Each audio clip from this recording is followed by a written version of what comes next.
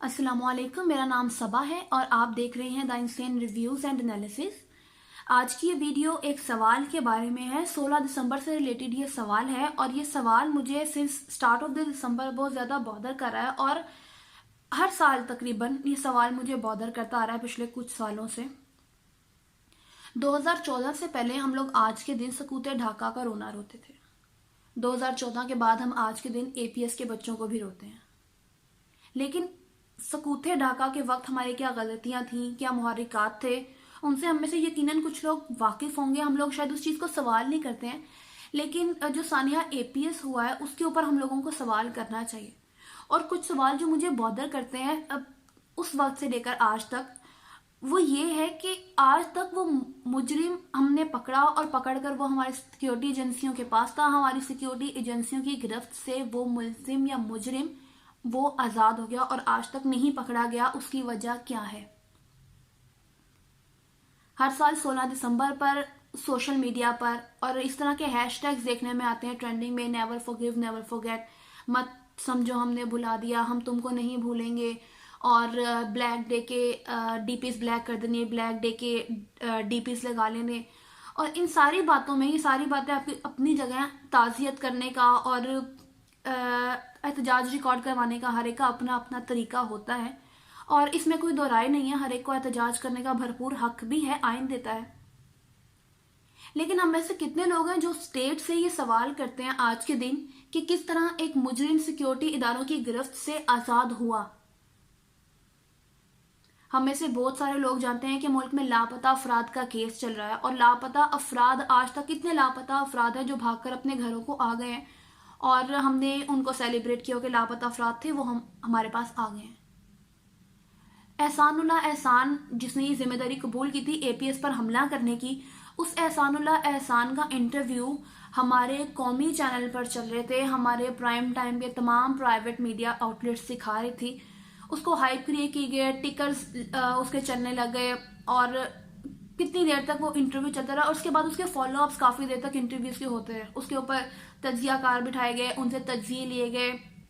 Even psychiatrist के कुछ लोगों ने इंटरव्यू किए थे कुछ टीवी चैनल से कि क्या ये दिमागी कंडीशन है और इस किस्म की बातें। और उस इंटरव्यू के कुछ दिनों बाद वो मुजरिम स्टेट के पास से भाग गया था और वो इस तरह भागा जैसे स्टेट ने उसको मेहमान नवाजी के बुलाया था। एक इंसान जिसने 140 बच्चों के कत्ल का एतराफ़ किया था, मैं उनको शहीद नहीं कहती, ना मैं उनको शहीद मानती हूँ। वो बच्चे कत्ल किए गए थे। शहीद वो होता है जो जंग में जाता है, मुल्क की खातिर जिहाद करता है। वो जिहाद करने नहीं गए थे, वो बच्चे स्कूल गए थे, they were supposed to come back, वो नहीं आए थे। उस दिन जिस दिन 2014 का 16 दिसंबर 2014 का ये वाकया और उस दिन जिस किस्म की फुटेजेस आ रही थी, लाइव फुटेजेस कट की हुई थी हर चैनल ने, और जिस किस्म की फुटेजेस आ रही थी वो फुटेजेस इस कदर डिस्टर्बिंग थी। और उसके बाद जब उन्होंने मीडिया को फर्स्ट टाइम एंट्रिंग की इजाज़त दी थी और ऑडिटोरियम के शॉट से, कंप्यूटर लैब के शॉट से, जहाँ बच्चों की लाशें क्लियर कर ली गई थी लेकिन बच्चों का खून पड़ा हुआ था, और उसके बाद कुछ सोशल मीडिया पर पिक्चर्स आई थी जो हॉस्पिटल्स की थी जिसमें बच्चों की डेड बॉडीज दिखाई गई थी, वो चीज़ आज भी इतनी ज़्यादा डिस्टर्बिंग है। अगर आप उसके बारे में सोचो, वो इतनी डिस्टर्बिंग है कि आज भी अगर उनके बारे में मैं सोचूं तो मुझे आज भी नींद नहीं आती है। और उस वीक में, जिस वीक की वाकया हुआ था, उस वीक में वाकई मुझे नींद नहीं आती ये सोच सोच के कि यार किस तरह उसके बाद उनकी माओ की हालत होगी। हमारा बच्चा घर 5 मिनट देर से पहुंचे, इवन मैं इस एज में भी 5 मिनट घर लेट पहुंचूं, मेरी मामा मुझे बार बार कॉल करती हैं।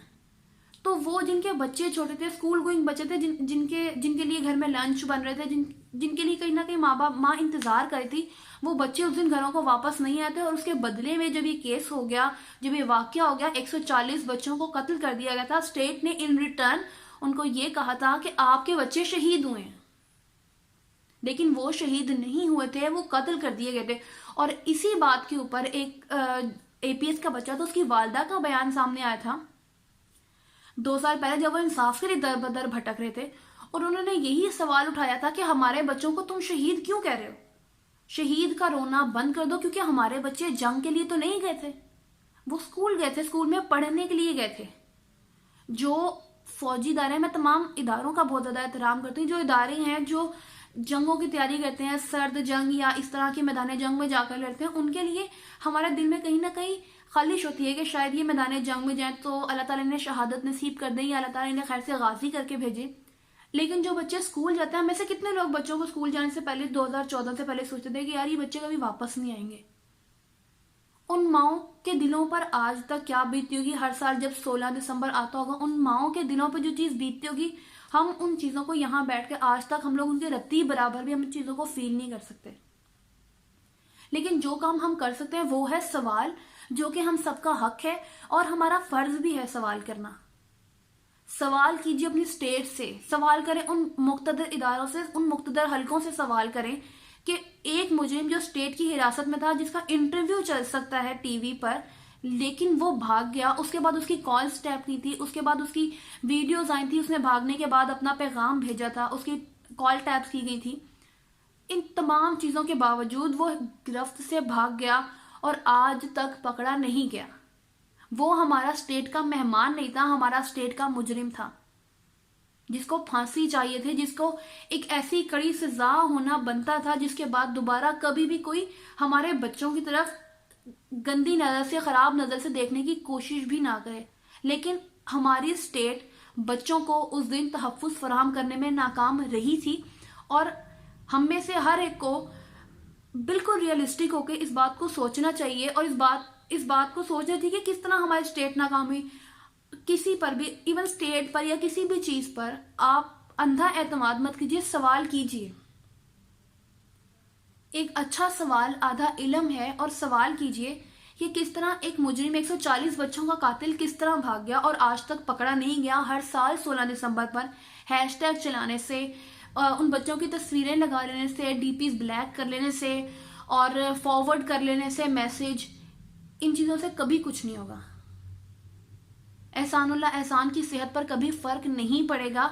फर्क उसे तब पड़ेगा जब वो पकड़ा जाएगा, उसको सजा होगी और उन तमाम माओं के कलेजों को ठंडक मिलेगी जिनके लखते जिगर जो सुबह उनसे मिल के गए थे और शाम को उन पे उनकी लाशें वापस आई थी और उसके बाद उनके कॉफिन्स की तस्वीरें लगाने से कहीं ज्यादा बेहतर है कि आप सवाल कीजिए। इस वीडियो के बाद मेरे पास इस सवाल का जवाब नहीं है कि किस तरह एक स्टेट का मुजरिम भाग गया, कॉल टैप होती है, हर चीज पता है, वो कहाँ जा रहा है, उसकी लोकेशन क्या है, वो यहाँ था, वो यहाँ था, वो यहाँ था। अमेरिका को वहां बैठे पता था कि उसामा बिन लादेन कहाँ है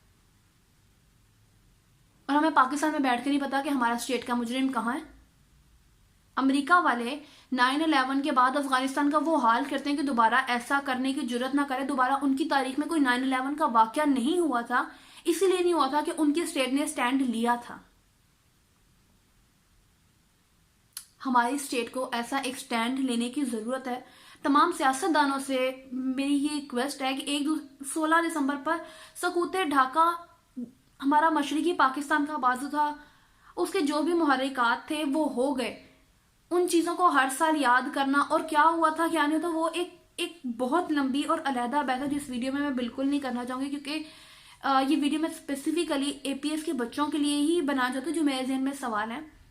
तो सकूते ढाका भी हमारे लिए एक दुख भरी जगह है या एक ऐसा मुकाम है जिसमें जो वाकई हमारी तारीख में कोई तारीख मुकाम है।